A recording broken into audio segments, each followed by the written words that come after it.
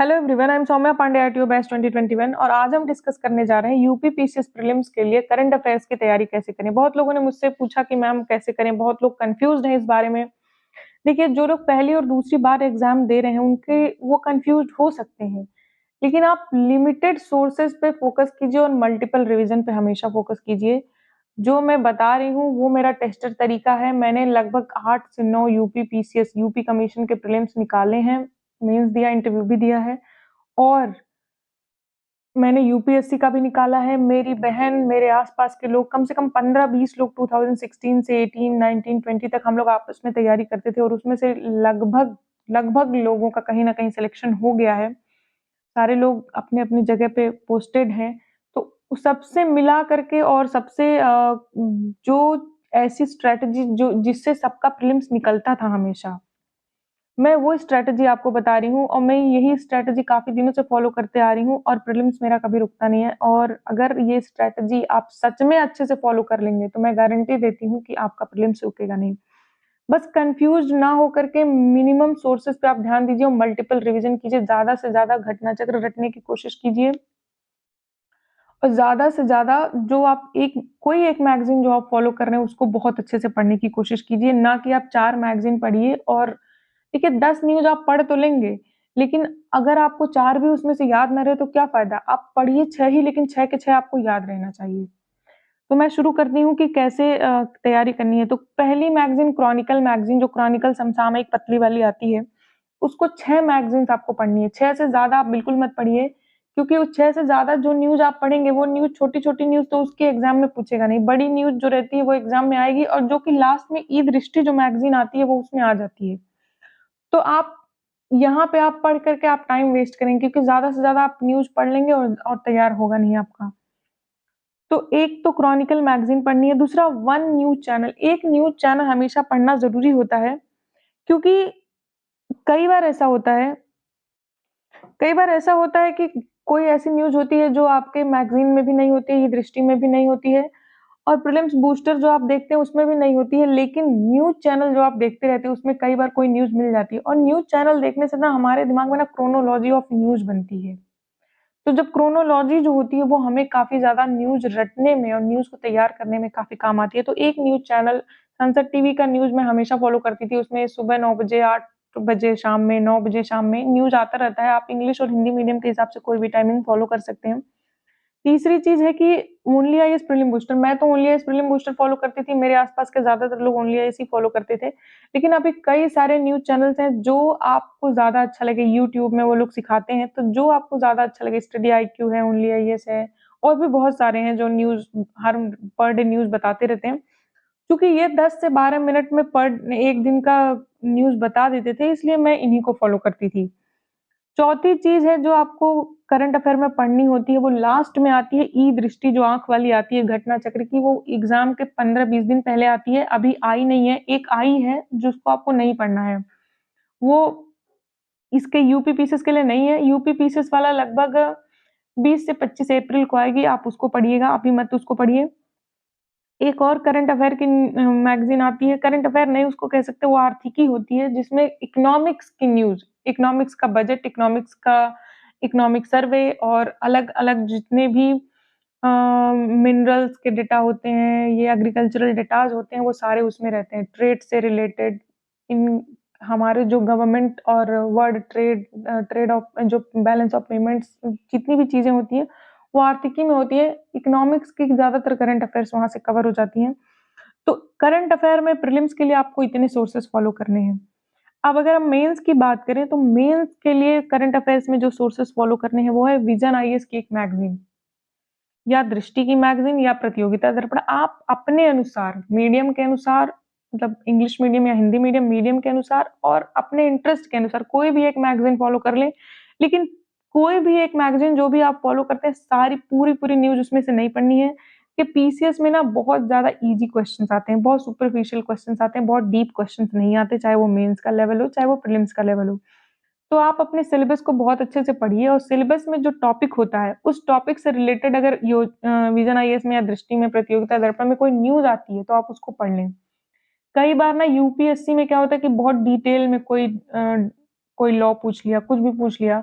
PCS में वैसा नहीं होता। पीसीएस में हमेशा आप प्रीवियस ईयर का पेपर एनालाइज कीजिए, आप देखेंगे कि ज्यादातर वही न्यूज आई है, ज्यादातर वही न्यूज पूछी गई है जो बहुत ज्यादा न्यूज में रही है पूरे साल, या तो डायरेक्टली हमारे सिलेबस से रिलेटेड है। तो आपको ये ध्यान रख के फिर मैं कह रही हूँ, जो लोग मेंस की तैयारी, प्रीलिम्स इस बार नहीं दे रहे हैं, जो लोग मेंस की तैयारी अभी भी कर रहे हैं, वो 4-5 साल का जो जीएस का पेपर है ना, उसको बहुत अच्छे से एनालाइज कर लें और सिलेबस को भी बहुत अच्छे से पढ़ लें, ताकि वो समझ पाए कि हमको आगे तैयारी कैसे करनी है। तो ये तो हो गए सोर्सेस। नेक्स्ट चीज जो मैं बताने वाली हूँ वो ये है कि हम क्रॉनिकल मैगजीन को क्यों पढ़ें। क्या क्रॉनिकल मैगजीन में ऐसा है जो क्रॉनिकल मैगजीन को पढ़ना ज्यादा जरूरी होता है?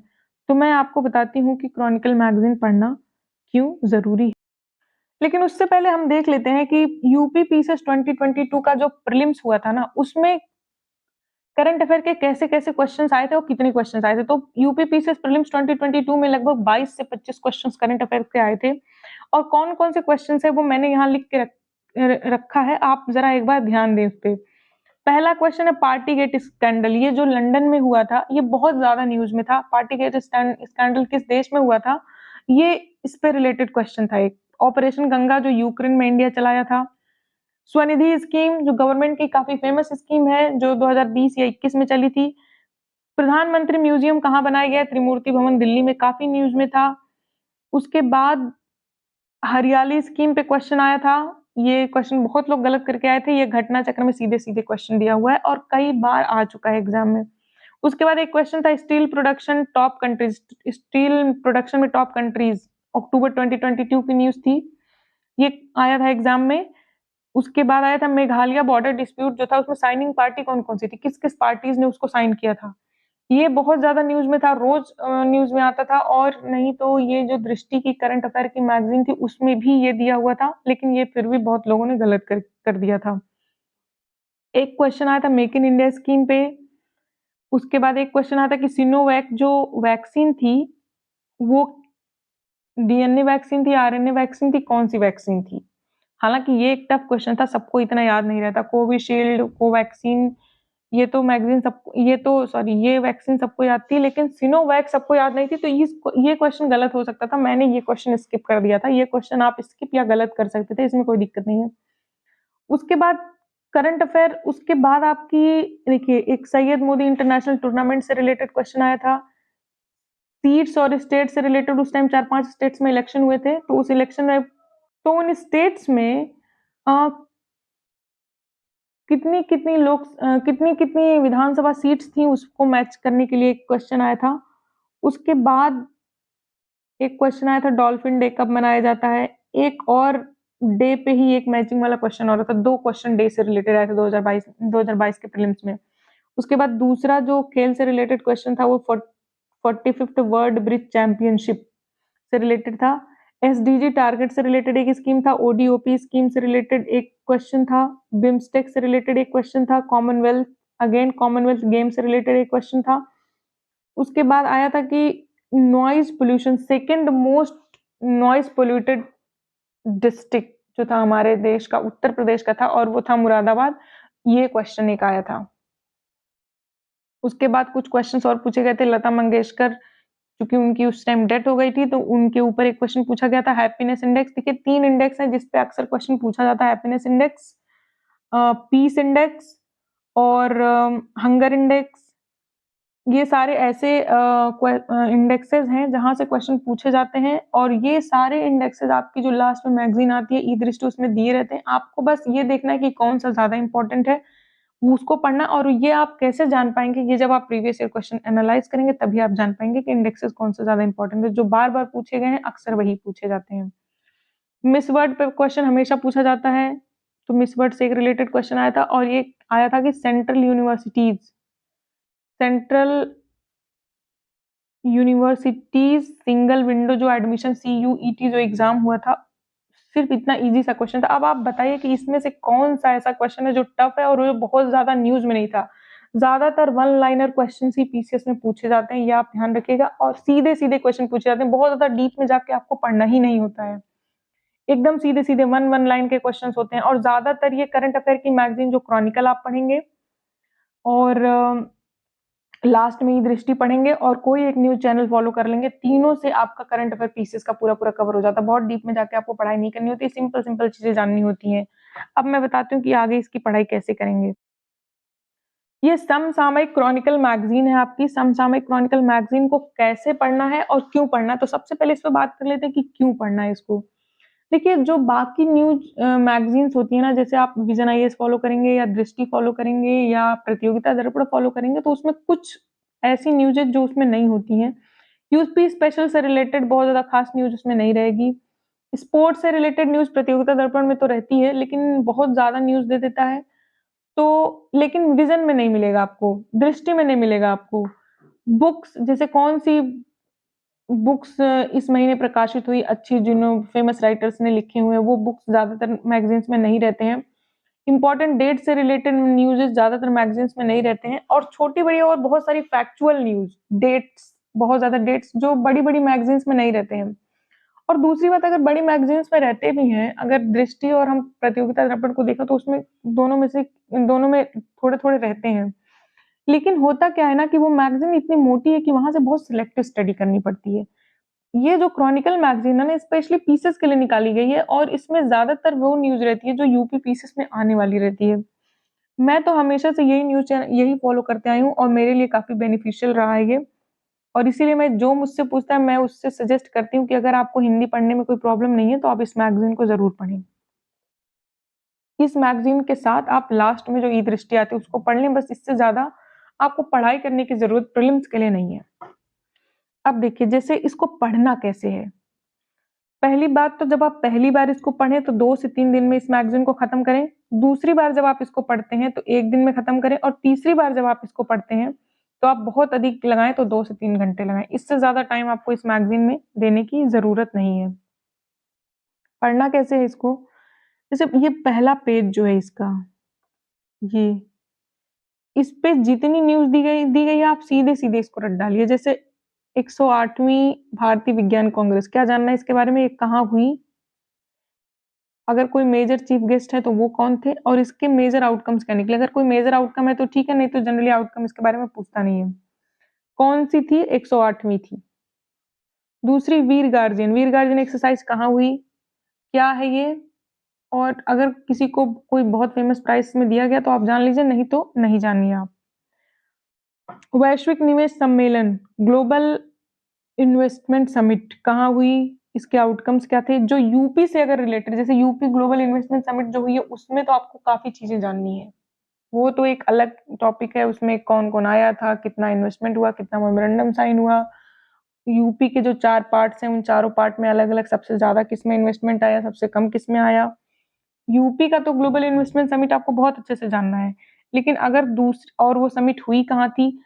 कौथी समिट थी, मतलब उसके पहले कहाँ हुई थी? जैसे पहले मुंबई में होती थी, अब होने लगी यूपी में ही। लेकिन अगर यूपी का नहीं है तो इतना ज़्यादा कुछ आपको जानने की ज़रूरत नहीं है। उसके बाद 17 वार्षिक एजुकेशन रिपोर्ट कौन प्रकाशित किया? अगर कोई मेजर आउटकम है तो आपको जानना है, नहीं तो नहीं जानना है। अमृत भारत स्टेशन योजना कहाँ से चलाई गई और क्या इसके प्रोविजंस हैं? Film critics choice award, famous award किसको दिया गया? तो ये आप जान लेंगे। हेनले इंडेक्स, ये इम्पोर्टेंट होता है। हेनले इंडेक्स में इंडिया किस स्थान पे है, ये ज़रूर जान लीजिएगा। उसके बाद आप उसके बाद हॉकी विश्व कप कहाँ होगा? सबसे पहले तो आपको होगा कहाँ? इंडिया चूँकि हॉकी में ठीक-ठाक पोज़ीशन पे रहता है, तो इंडिया किस पोज़ीशन पे है ये आप जान लीजिएगा। उसके बाद आता है भारत ऑस्ट्रेलिया आर्थिक सहयोग योग व्यापार समझौता, अभी हुआ कि नहीं हुआ? इंडिया का किस-किस देशों से और है? क्योंकि पूछ सकता है कि हाल में इंडिया ने किस देश के साथ ये समझौता साइन किया या इंडिया किन-किन देशों के साथ ये समझौता साइन कर चुका है। अब देखिए, अगर इसी न्यूज़ में हम अगर यूपीएससी और यूपीपीसीएस से कंपेयर करें, तो यूपीएससी में वो पूछता कि ये इकोनॉमिक कोऑपरेशन ट्रेड एग्रीमेंट या पार्टनरशिप एग्रीमेंट, ठीक? तो उसमें पूछता कि इसके प्रोविजंस क्या होते हैं? इंडिया और ऑस्ट्रेलिया के बीच प्रोविजंस क्या लिए गए, इंडिया को क्या इससे फायदा है कि नुकसान है, कुछ इस प्रकार का स्टेटमेंट देता, 2-3 स्टेटमेंट बनाता, बोलता कौन सा सही है, कौन सा गलत। लेकिन अगर हम यूपी पीसीएस की बात करें तो यूपी पीसीएस सिंपली पूछेगा हुआ कि नहीं हुआ, इंडिया का किन-किन देशों के साथ है, किन-किन देशों के साथ नहीं है। बस इससे ज़्यादा कुछ नहीं पूछेगा। और अगर भारत ऑस्ट्रेलिया समिट हुई तो कहाँ हुई? भारत में हुई, ऑस्ट्रेलिया में हुई, ऑस्ट्रेलिया या भारत में जहाँ भी हुई, कहाँ हुई? बस इससे ज़्यादा पीसीएस में पूछता ही नहीं है। पीसीएस प्रीलिम्स को पास करने के लिए सबसे ज़्यादा ज़रूरी है उसके नर्व को समझना। अगर आप एक बार समझ लिए तो प्रीलिम्स क्लियर करने में कोई दिक्कत नहीं होगी आपको। उसके बाद आता है आईसीसी 2022 T20 टीम की घोषणा हो गई है। तो टीम में कौन-कौन सा लिया गया है, ये अगर इंडिया का कोई है तो ठीक है, नहीं तो बहुत ज़्यादा इम्पोर्टेंट ये नहीं है। देखिए, खेल न्यूज़ जब आप पढ़ते हैं ना तो उसमें सबसे ज़्यादा इम्पोर्टेंट वहाँ दीजिए जहाँ पे इंडिया का कोई इन्वॉल्व है। अगर कोई ग्लोबल टूर्नामेंट है तो। और अगर देश में है तो जो जैसे नेशनल चीज़ें जो होती हैं वही ज़्यादा इम्पोर्टेंट होती हैं। अब देखिए, ये पुरस्कार एक दिया गया है सुभाष चंद्र बोस, ये भी पहली या दूसरी बार ही ये पुरस्कार दिया गया है, तो ये किस दिन दिया जाता है सबसे ज़्यादा इम्पोर्टेंट तो यही है। और उसके बाद किसको दिया गया, क्योंकि पहली दूसरी बार दिया गया है तो ये इम्पोर्टेंट है। उसके बाद भारतीय कैलेंडर और उसकी थीम जान लेना ज़रूरी है। थीम आप जान लीजिएगा। उसके बाद ग्रीन हाइड्रोजन मिशन को मंजूरी दी गई, तो ग्रीन हाइड्रोजन मिशन कब मंजूरी दी गई, इसके प्रोविजंस क्या हैं, बस। सुल्तान अल जबीर कॉप 28, देखिए ये कॉप 28 बहुत ज़्यादा इम्पोर्टेंट है। कॉप 28 के प्रोविजंस को आपको बहुत अच्छे से पढ़ना होगा। पहली बात तो ये कहाँ हुआ था और इसके अध्यक्ष कौन थे? इंडिया ने कोई अगर न्यू चीज़ इसमें प्रस्तुत की तो वो क्या थी? जो एग्रीमेंट्स हुए, वो एग्रीमेंट्स मोटी-मोटा आपको जानना। यूपीएससी में पढ़ना होता तो बहुत डिटेल में आपको जानना होता, लेकिन यूपी पीसीएस में अगर पढ़ना है आपको तो बस कौन-कौन से एग्रीमेंट हुए, ये जान लेना ज़रूरी होगा। यूपीएससी में अगर इसको पढ़ना होता तो उसके प्रोज कॉन्स बहुत डिटेल में पढ़ने होते, क्योंकि उसमें फिर स्टेटमेंट देता है और पूछता है कौन सा सही है, कौन सा गलत है। पीसीएस में ना ज़्यादातर फैक्चुअल रहना होता है। उसके बाद ये है जल दृष्टिकोण 2047 का आयोजन। तो सबसे पहली ज़रूरी चीज़ इसमें यही है, जल दृष्टिकोण का आयोजन, इसका उद्देश्य क्या है? और पूछ लेगा जल दृष्टिकोण का जो ऑब्जेक्टिव है वो किस ईयर तक है? इसमें डायरेक्टली लिखा हुआ है जल दृष्टिकोण @2047, लेकिन वहाँ पे सिर्फ ये पूछ देगा जल दृष्टिकोण का जो ऑब्जेक्टिव है वो कब तक पूरा करना है? तो 2047 तक पूरा करना है। तो इस बात पे आप ज़रूर ध्यान दीजिएगा कि 2047 यहाँ पे काफ़ी इम्पोर्टेंट है, ऐसे भी एग्ज़ाम में पूछ सकता है।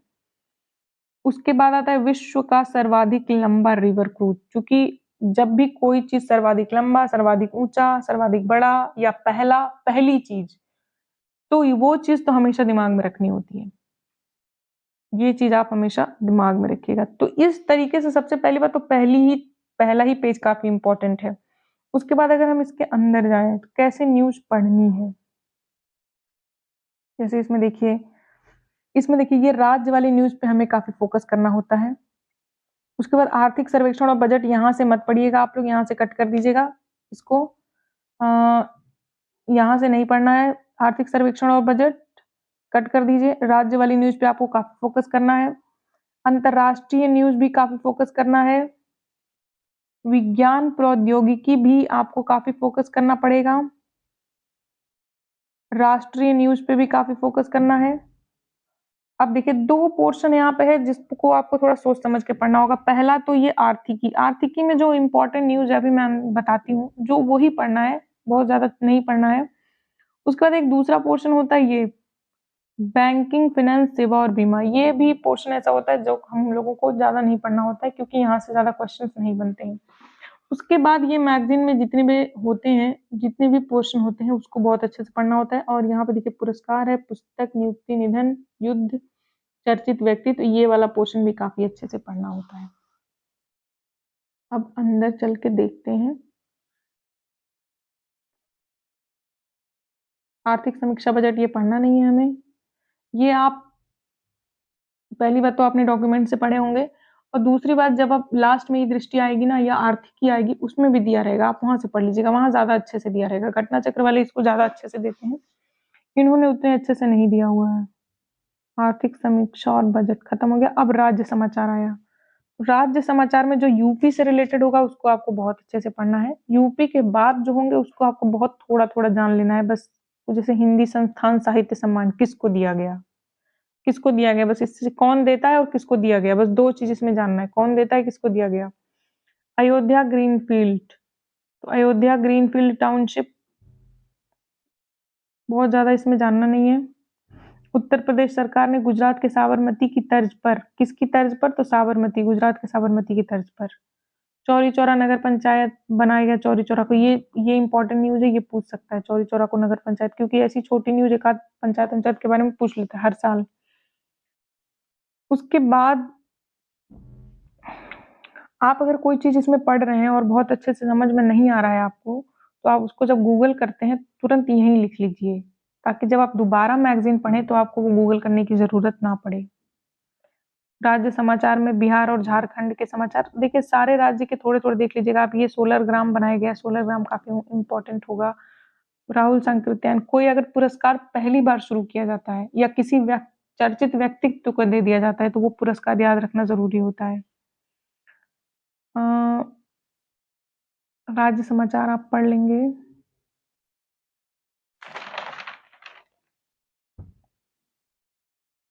के बाद ये राज्य समाचार खत्म हो जाए।